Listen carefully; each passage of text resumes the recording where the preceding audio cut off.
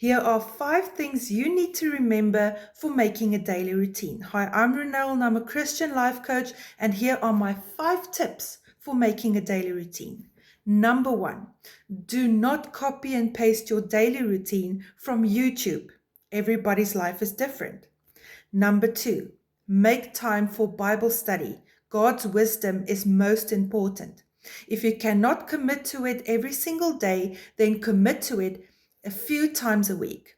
Number 3, make sure your goals are realistic. It won't help you doing something if you can't commit to it.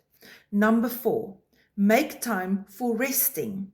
If you don't make time for resting, you will burn out.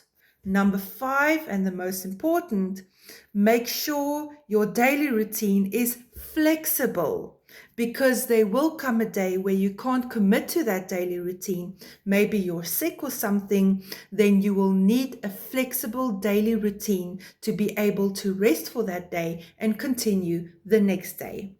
Thank you.